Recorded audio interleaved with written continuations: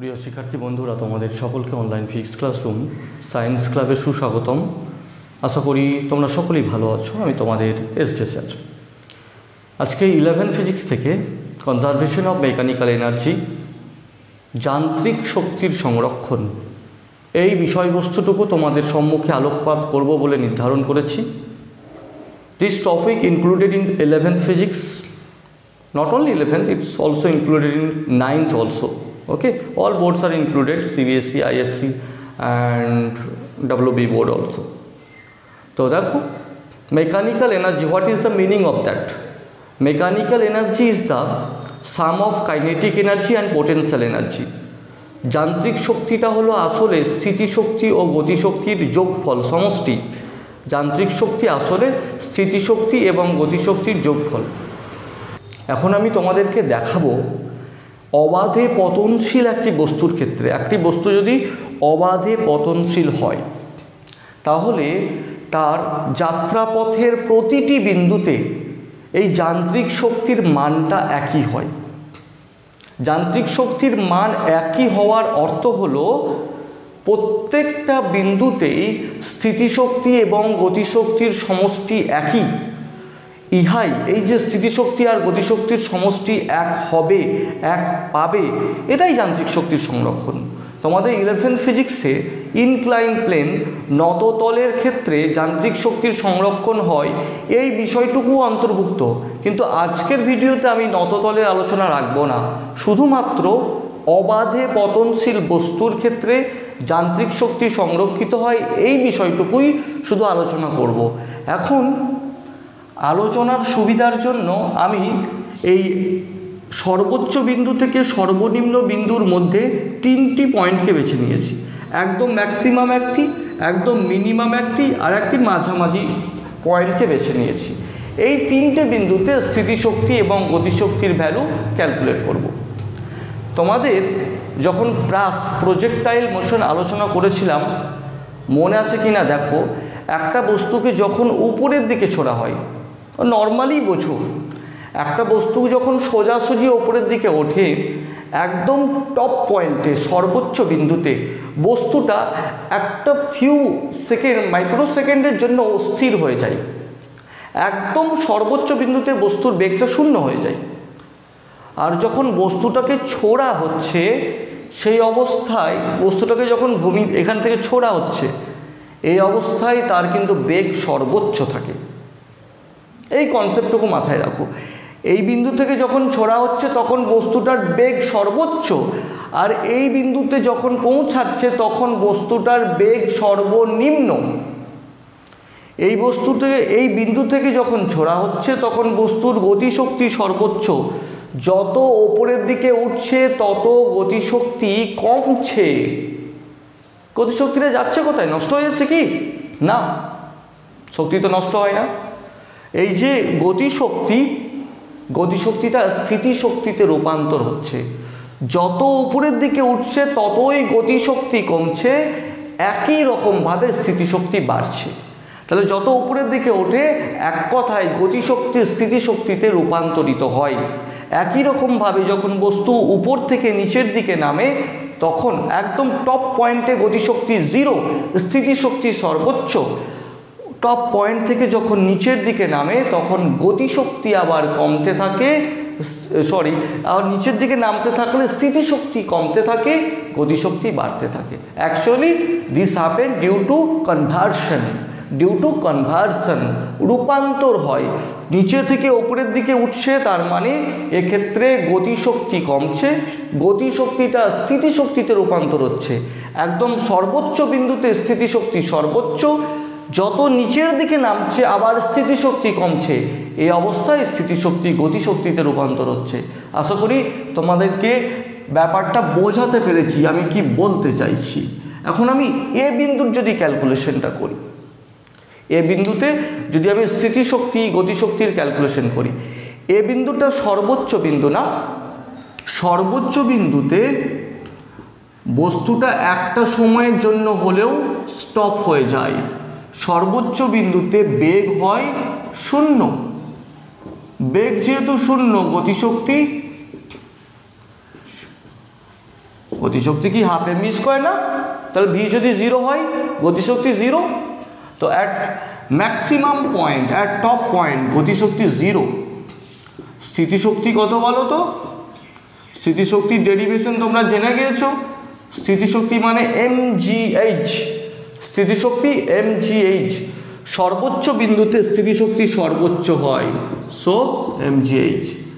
তার মানে সর্বোচ্চ বিন্দুতে যান্ত্রিক শক্তির ভ্যালুয়েশন পেলাম স্থিতিশক্তি প্লাস গতিশক্তি, দ্যাট মিন্স mgh। আশা করি বোঝাতে পেরেছি সর্বোচ্চ বিন্দুর হিসেব নিকেশটা। এখন আমি যদি বি বিন্দুর কথা বলি, বি বিন্দুর হিসেব নিকেশটা একটু দেখি। এখানে গতিশক্তি স্থিতিশক্তি কি হয়। আচ্ছা, বি বিন্দু মানে এইরকম একটা পয়েন্ট যেটা একদম টপ পয়েন্ট থেকে এক্স দূরত্ব অতিক্রম করে এসছে না? আচ্ছা, প্রথমে আমি এই বি বিন্দুটার স্থিতিশক্তি হিসেব করি। স্থিতিশক্তি মানে কি জেনেছ? mgh, তাই না? এখানে এইচটা কত? এ বিন্দুর হাইটটা ছিল h, বি বিন্দুর হাইট কত দেখো? x কমেছে। বি বিন্দুর হাইটটা from ground level reduces to x. So if a to b, a to c is h, a to c is x, then this is h minus x. Clear? পুরোটা h, এটুকুটা x, তার মানে এটা হচ্ছে h minus x। ওকে, এখন দেখো যদি গতিশক্তির calculation করি, গতিশক্তি মানে হচ্ছে, ধরে নিচ্ছি এই বিন্দুতে, বি বিন্দুতে বেগটা ভি, এই বি বিন্দুতে বেগ আছে, এখানকার বেগটা কত? ভি। এই বিন্দুতে বেগ যদি ভি হয় গতিশক্তি হবে হাফ এম ভি স্কোয়ার। আশা করি ব্যাপারটা তোমাদের কাছে ক্লিয়ার হয়েছে। Half M V square. Okay, গতিশক্তির জেনারেল ক্যালকুলেশন করলাম। এবার দেখো আমরা এরকম একটা ক্যালকুলেশন শিখেছি, V square equal to you square plus 2as। V square equal to you square plus 2as generally আমরা শিখে নিয়েছি। এখন বলো তো, এ থেকে বি বিন্দুতে বস্তুটা আসছে, বস্তুটার ভর হচ্ছে এম, এই যে এমটা নিয়েছি না, বস্তুর ভর এম, এমটা আসলে বস্তুর ভর, বস্তুর ভরকে এম নিয়েছি। এ থেকে বি বিন্দুতে যখন আসছে, এ বিন্দুতে বেগটা কত ছিল? একদম হাইয়েস্ট পয়েন্টে বস্তুটা কিছু সময়ের জন্য দাঁড়িয়ে গিয়েছিল, স্টপ হয়ে গিয়েছিল। অতএব সেই অবস্থায় বেগটা ছিল ইউ ইকুয়াল টু 0। যখন নিচের দিকে নামছে, যখন নিচের দিকে বস্তুটা নামছে, সেই অবস্থায় ত্বরণটা কত? এ। অ্যাক্সেলারেশনটা অভিকর্ষজ ত্বরণের জন্য নামছে না, এ হচ্ছে জি, ত্বরণটা হচ্ছে জি। আর এ থেকে বি পর্যন্ত এই যে দূরত্ব, দূরত্বটা কত অতিক্রম করেছে জানো? এক্স। এ থেকে বি এই দূরত্বটা হলো x. So s is the distance, we can write this equal to x. So we get v square equal to 2gx. দেখো বুঝলে কি না? এখন এই ভি স্কোয়ারের জায়গায় আমি যদি ভি স্কোয়ারের ভ্যালুটা পুট করি, আমরা পাবো mgx। Okay, I think clear. স্থিতিশক্তি is mg into h minus x, গতিশক্তি is mgx। Now mechanical energy, যান্ত্রিক শক্তি। Mechanical energy means kinetic energy plus potential energy. What is the value of potential energy? Potential energy is mg into h minus x. Sorry, potential and yes, and গতি শক্তি এটা mgx.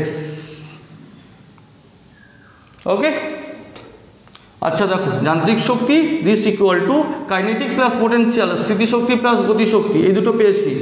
এখান থেকে দেখো mgh minus mgx plus mgx, we get this, cut this, we get the value mgh। Clear কিনা দেখো? তাহলে দেখো এ বিন্দুতে যান্ত্রিক শক্তির মান পেলাম mgh, বি বিন্দুতেও যান্ত্রিক শক্তির মান পেয়েছি mgh, এ আর বি দুটো বিন্দুতে যান্ত্রিক শক্তি সেম একই পেলাম। এখন আমি ক্যালকুলেট করে দেখব সি বিন্দুতে যান্ত্রিক শক্তির মানটা কত, সি বিন্দুতে কত। সিটা হচ্ছে একদম গ্রাউন্ড পয়েন্ট না, এটা একদম গ্রাউন্ড পয়েন্ট, একদম তোমার সর্বনিম্ন বিন্দু। সর্বনিম্ন বিন্দু মানে কি উচ্চতা কত? সি মানে সর্বনিম্ন বিন্দু, এক্ষেত্রে উচ্চতা 0। তো সি বিন্দুতে স্থিতিশক্তির ভ্যালুটা হয়, স্থিতিশক্তি this equal to 0 mg into h, height is 0, so স্থিতিশক্তি 0. Now that গতিশক্তি, গতিশক্তিটা কত হবে দেখি এই বিন্দুতে। আচ্ছা আগের একটা ভ্যালু নিয়েছিলাম v square, half M V square, এখানে একটু half M v one square নিয়ে নিচ্ছি। Suppose at this point velocity v one, এই একদম সর্বনিম্ন বিন্দুতে ভেলোসিটিটা ভি ওয়ান নিলাম। এখন অ্যাজ ইউজুয়াল এই ফর্মুলা যদি অ্যাপ্লাই করি, v one square equal to you square plus 2s, কি পাবো দেখো। বস্তুটা এ থেকে সি বিন্দুতে নামছে, যখন এ বিন্দুতে ছিল তখন বেগ 0, ইনিশিয়াল ভেলোসিটি প্রাথমিক বেগ 0। বস্তুটা অভিকর্ষজ ত্বরণের জন্য নামছে, so A equal to G. Torsion is acceleration due to gravity. Next point is that covering the distance A to C, the distance become h. So we get V1 square equal to 2gh. Okay. Now that in the place of m, we can put the value 2gh. This comes out mgh. Okay, তাহলে দেখো যদি mechanical energy বের করতে চাই, what is the value of mechanical energy, যান্ত্রিক শক্তি,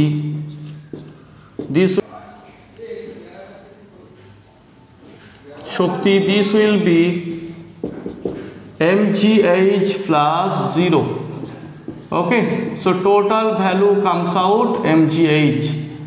Now that at the beginning একদম প্রথমে এর ভ্যালু ক্যালকুলেট করেছিলাম, এ পয়েন্টে যান্ত্রিক শক্তি mgh, বি পয়েন্টে যান্ত্রিক শক্তি mgh, সি পয়েন্টে যান্ত্রিক শক্তি mgh. So at all the points mechanical energy is same. That is the conservation of mechanical energy.